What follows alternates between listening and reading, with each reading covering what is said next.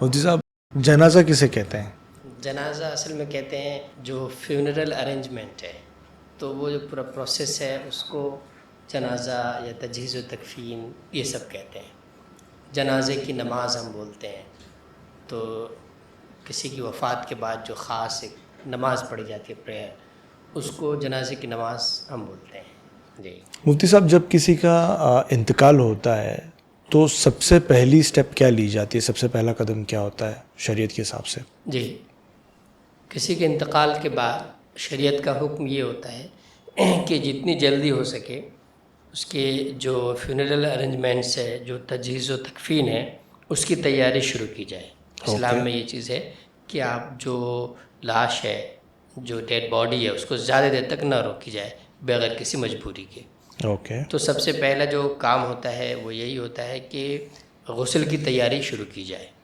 جو رشتہ دار وغیرہ ملنے جلنے والے ہیں جو آ گئے، تو اس کے بعد جو ہے وہ غسل کی تیاری شروع کی جائے۔ اوکے تو غسل کے لیے سب سے جو بنیادی چیز ہے وہ ہمیں ذہن میں رکھنا چاہیے۔ بہت سے اچھے لوگ ہیں جو نہیں جانتے، بلکہ بہت سے لوگ تو ایسے ہوتے ہیں جو قریب میں جانا ہی نہیں چاہتے، بس زیادہ سے زیادہ چہرہ دیکھ لیے۔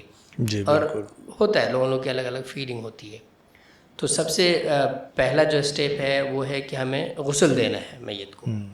غسل دینے کا طریقہ یہ ہوتا ہے کہ ان کے بدن پہ جو کپڑے وہ اتارنے ہیں، لیکن اس سے پہلے ایک بیڈ ہے جو عام طور پہ مسجد وغیرہ کے اندر ہمیں وہ مل جاتا ہے، تو اس کو ہم جو ہے پہلے جو لوبان سے ہم اس کو دھونی دے دیتے ہیں۔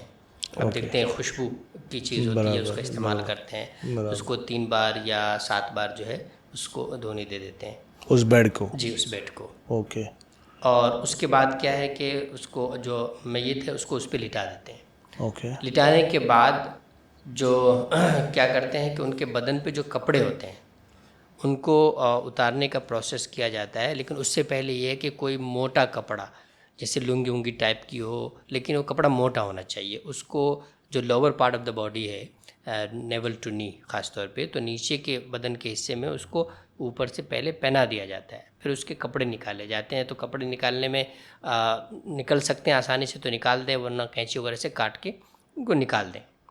نکالنے کے بعد باڈی سے کپڑے جب نکل گئے تو اس کے بعد پہلا یہ کام کیا جاتا ہے کہ اس کو وضو کرایا جائے۔ وضو کرانے کے لیے جو عام طریقہ ہے وہی اختیار کرنا ہے، لیکن اس میں کیا ہے کہ ناک میں اور منہ میں پانی ڈالنا مشکل ہے، معلوم ہے آپ کو۔ تو سب سے پہلے جب ہم جو میت ہے اس کو ہم لٹا دیں گے۔ ہاں، لٹانے میں یہ دھیان رکھنا ہے کہ لٹانے کے بارے میں یہ کہا گیا کہ جو قبلہ رخ ہم انہیں لٹائیں، اور لٹانے کے بعد جب ہم نے ان کو لٹا دیا تو اس کے بعد ہمیں کپڑے نکالنے ہیں۔ کپڑے جب ہم نے نکال لیے تو اس کے بعد وضو کرانا ہے۔ وضو کرانے میں ہمیں کیا کرنا ہے کہ ناک میں پانی اور منہ میں پانی ڈالنے کی طرف نہیں جانا ہے، زیادہ سے زیادہ روئی لے کے اس کو بھگا کے اور ان کے دانتوں پہ، ہونٹ پہ، مسوڑے وغیرہ پہ پھیر دیا، اور اسی طریقے سے روئی کے ذریعے ہی ناک وغیرہ میں ڈال کے یہ کر دیا۔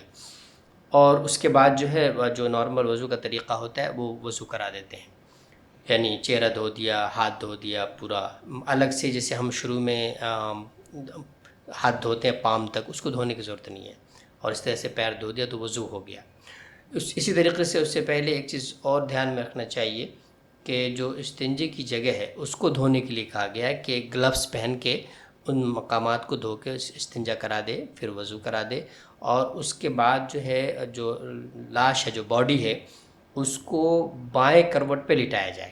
جو بائیں کروٹ پہ لٹانے سے کیا ہوگا، جو دایاں حصہ ہے بدن کا وہ اوپر آ جائے گا، تو پھر اس کو دھونا ہے۔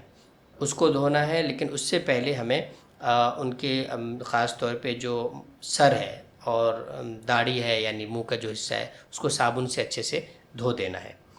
اور پانی کے بارے میں یہ کہا گیا ہے کہ جو بیری کے پتے ہوتے ہیں ان کو پانی میں ابال لینا چاہیے، اور اس کے بعد اس سے یا تو ہلکا گرم ہو یا ٹھنڈا ہو جب بھی چلے گا، لیکن پانی میں بیری کے پتے ابال لینے چاہیے۔ پھر اس کے بعد اس کے جو دایاں حصہ ہے اس کو اچھی طرح سے دھو دے، پانی میں صابن وغیرہ کا استعمال کر سکتے ہیں۔